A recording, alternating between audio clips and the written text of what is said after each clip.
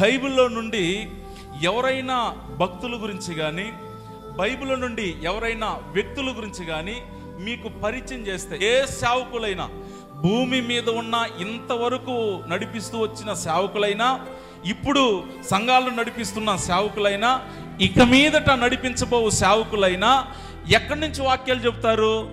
పరిశుద్ధ గ్రంథంలో నుండే కదా. ఇప్పుడు పరిశుద్ధ గ్రంథంలో నుండే కదా భక్తులను కానీ వ్యక్తులను కానీ చూపించాలి. ఇప్పుడు ఇలాగ చూపించేటప్పుడు మీరు ఏం చేయకూడదంటే, చూపించే వ్యక్తులను కానీ భక్తులు కానీ కొన్ని సందర్భాల్లో ఒక వ్యక్తిలో నుండి వాళ్ళలో ఉన్న మంచి క్వాలిటీస్ని ఆ రోజు వాక్యానికి సందర్భంగా ఆ వ్యక్తిలో ఉన్న మంచి గుణాలను చెప్తారు. అదే వ్యక్తి ఇంకొక చోట ఇంకొక స్థలంలో పొరపాటు చేసి ఉంటాడు.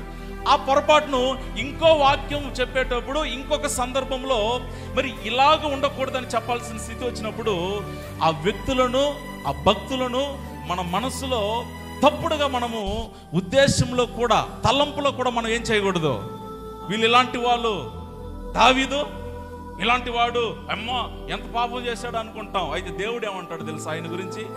దావీదు ఆ ఒక్క విషయంలో తప్ప మరి ఏ విషయంలోనూ జీవిత కాలం అంతా ఒక చిన్న తప్పు కూడా చేయలేదంత దావీదు. అయితే మనం ఏం చేస్తామంటే, ఎవరైనా సేవకులు వచ్చి సందర్భాన్ని బట్టి ఆ మాట చెప్పేశారు అనుకో, ఇంకా దావీదు అంటే ఏం గుర్తొస్తుంది మనకు? బాల్కనీ, అది గుర్తుకొస్తుంది. అట్లా ఉండకూడదు, సరేనా?